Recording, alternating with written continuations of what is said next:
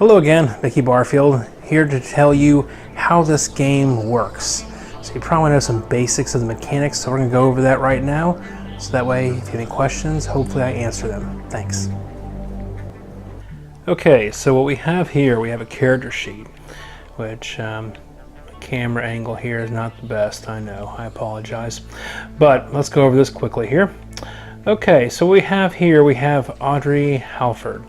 Her archetype is Shadow, and you'll notice over here we have Bloodline, and listed on that, if we can try and get a little closer here, shows she is half-blooded. Now what we have for the game is we have full-blooded, half-blooded, demon-blooded, and angel-blooded. Now full-blooded means both of you are parentage or somewhere in your both sides of the family is all full mages. Half-blooded, obviously some are mages and some are not. And then we have angel-blooded and demon-blooded. Obviously somewhere within your family tree someone got busy with one of those two. And there's certain benefits when you create your character that it gives you in the game, but we won't cover that in this video here. Arcana, the next thing you have listed here, is usually linked to your Arcana tarot card. And in this case here, this would be a moon, although that's not the same case for this character here. But in the game, the Arcana, when you create your character, one Arcana is picked for your character, and that usually reflects your character's personality as far as positive and negative things. And we'll cover how the tarot card deck works here in a little bit. Next we have attributes. We have strength, reflexes, charisma, health, willpower, and intelligence. These range from 1 through 5, 1 being pretty low and 5 being the highest. Now if you've played any kind of RPG before, you probably know what these things are. If not, the name's pretty self-explanatory. Next we have derived attributes. And you'll see listed there, you'll see hit points. And that's your measure of how much damage you can take before you die. Movement, if you're using counters or any kind of measuring thing like miniatures, that's real good to use for knowing how far you move. Damage bonus is relative to your hand-to-hand or your melee attacks. Languages, that is your rating in the kinds of languages you speak. Rather than rolling a skill here, we just have a rating, and it ranges from 1 through 4. 1, basically you can say a few words in that language. 2, you can speak it, but it's pretty broken up. 3, you can speak it conversantly, but you probably have an accent. And 4, you can pass for a native. Next up, you'll see heal rate. That's how much you heal naturally. And of course, if there's other types of healing applied to it, it can modify that. Magic points, that is a unit of measure for your spells. So if, for example, I got her here and she's going to use combat teleport, and it costs 4 points. It would cost her 4 points to use that spell there, and she would draw from the 20 there. Now different things can actually help you regenerate those points, either by resting, finding a ley line, or other kind of areas of magic. Finally, there's scene points, and scene points help kind of save your butt out of the fryer. We'll go over that in a second here. On down here we have talents and complications. And these are things that are usually relative towards your archetype, or you can pick them from the general talents category. These are things that can make your character a little more unique, a little more special, and give them a little extra edge. Of course, you can get more by taking a complication. In this game, you can only take 1 complication, so you can't stack up on complications and take a bunch more talents. Next up is skills. Now these range in a variety of ways. You'll notice that they have a die type and how many dice you're throwing. Example here, 2 die 8 means 2 8-sided dice. So in this case here, I would use that there. Now, the way this works is your die type represents your level of education. So let's say, for example, we're going to use that right there. So the D6 shows that you have basic working knowledge. Not great, but basic working knowledge. D8 means you have moderate knowledge in it, and D10 means you're well educated in it. Now, how many dice you have to throw is based off, how many dice you throw is based off your level of proficiency. So let's say, for example, you and I, we go to college. And for 4 years, we study botany, okay? And in that time, after college, you go on 4 years later, you're working some sort of desk job at a telemarketing firm. But 4 years after college, I've been working actually in the botany field as a full-time botanist. Now, obviously, to represent our education level, we went to college. For that, we would have a D10. But if you went and never used it again afterwards, your level of proficiency would only be 1 D10. So that means you would only roll this once. So 10's pretty good. But in my case, if I've used it continually and all the time, I'd say my level of proficiency is quite high. So in this case here, this character would have 3 die 10. I would roll those, and I would take the best of the 3. So because I use it more frequently, I have a better chance of getting a higher number more frequently. Whereas somebody who doesn't use it too often, not so well. Now, you can also do the moderate proficiency where you use it sometimes and sometimes not. That would be 2 dice.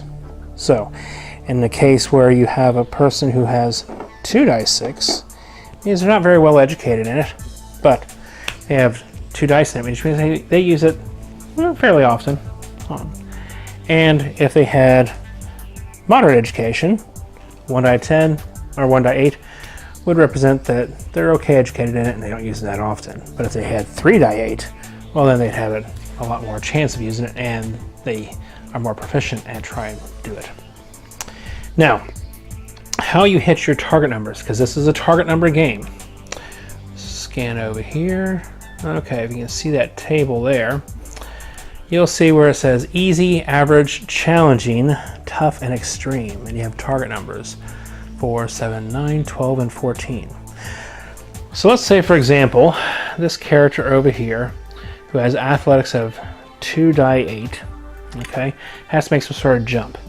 And the GM is going to call for that skill there and say, okay, you have to use your reflexes, which is a 5. Pretty darn good. And it's going to give a challenging task. So this person here, she has to get a 9 or better. Sorry, she's at 5. Because what you're going to do is you're going to roll your skill, take the best of the die roll there, add it to your relative attribute. Now, you might ask which of these skills is linked to certain attributes. That could vary. It all depends on the situation. Let's say, for example, if someone's using pistols and they're actually firing it, the GM would call for reflexes. But let's say, for example, if the person is using pistols and trying to name off the details of a gun, caliber, and all that kind of thing, they would use intelligence. So it's a GM's call. But in this case here, we're going to do an athletics roll. The person's trying to jump across some sort of chasm, and they're going to use reflexes, and the GM is called for a challenging task, a 9.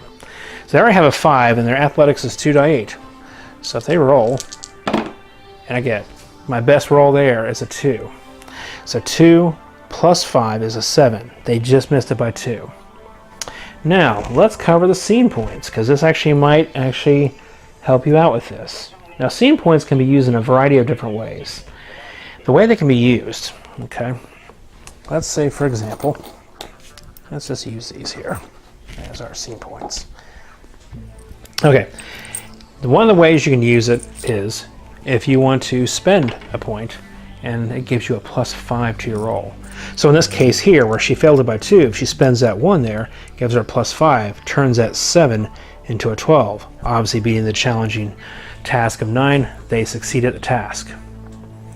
The other way they can use it is if they want to, let's say they do a damage roll and they get boxcars, they get snake, or not boxcars, but snake eyes, just 2 ones, really crappy. If you spend 1 point, you can actually get maximum damage on that die type, or the dice roll. The other ways you can use it too is if you spend 1 point, you can cut damage that you just took in half. If you spend 2 points, you can say it misses you completely. And finally, if you want to change some minor aspect of the scene to your favor, you spend the point, and you and the GM work out something to see if that actually alters it. Let's say, for example, you're trying to break into a place, and there is a guard there, and you spend your point. You say, you know what? I went to high school with that guy. He and I are pretty good buddies. So the GM says, okay, that's a good idea. Let's go with that. Now, scene points, if you look back over here on Audrey, she started out with 4 scene points, which is pretty good. As you can see, they can burn pretty fast, so that little bits of luck you can keep up your sleeve. And throughout play of game, the GM can award points for planning character, innovative thinking, etc. So, all right, and next up we're going to cover is spells. Now you'll notice they have the same rating as skills, which is because you've been trained in this, is considered a skill. So if she's going to use her combat teleport, it's 2d10. So, and in this case here, the GM probably might call for a willpower attachment. Let's see, willpower on her is 3, so I'm rolling 2d10, and for most spells, unless otherwise stated, is a 7. So I have to get a 4 on one of these dice here. So I got a 8 and a 7. So the 8 plus willpower of 3 makes it 11. Easily gets it. Gets a spell. Works. And then, of course, you spend your magic points and you follow the instructions on said spell. So it's pretty fast, pretty easy. Now, going back to the tarot card thing. At the beginning of the game, everyone draws a tarot card. At the beginning of the game, everyone draws a tarot card. And when they draw them, they don't draw it and then look at it and lay it down the way they want it. They draw it and flip it over exactly the way it appears. So if it's right side up or upside down, it could matter. If you're a player and you draw it right side up, that's a good thing. You get to keep that card. But let's say, for example, you flip it over, and let's just say, for example, you flipped it over and it turned upside down, and that card would go to the GM. The GM could use it to his favor, and your disfavor, really. Now, the Arcana cards, let's say, for example, in the player's group, there was somebody who had the moon linked to their character. If that pops up during that draw at the beginning of the game, the GM, depending if it's drawn right side up or upside down, would do something relative to one of the characteristics of that card. We have that listed in the book for each one. So in this case here for the moon, the GM would do something positive that is reflective to the moon towards that character in the group. Now, if you draw an Arcana card and no one in the group has that, it's okay. There's different ways you can use these tarot cards. So, like scene points can give you some bonuses, like tarot cards can do the same way, but you only have one. So most people tend to hold on to those till they really absolutely need it. Now, one of the ways you can use these for, let's say, for example, you have some other mage you're fighting with, and they whip out some nasty spell. You can use it to break a person's spell or block it. You can also use it to instantly recharge a player character or another character's magic points. You can also use it to instantly find an area that has a ley line in it, or you can use it to guarantee a hit or success spell or a skill. You can also use it just like a scene point. And finally, you can use it to create an area nearby that is drained of power, that is magically void, so no one can use any spells whatsoever. Of course, this is kind of backfiring you as well, but if you really want to screw the bad guys who have some sort of magic, that would probably be an interesting way to use it. So that's the rough basics of the game. Hopefully this answers your questions. If you have any more questions, just give us a shout. We'd be happy to help you out. Thank you again for your support, and you have a great day.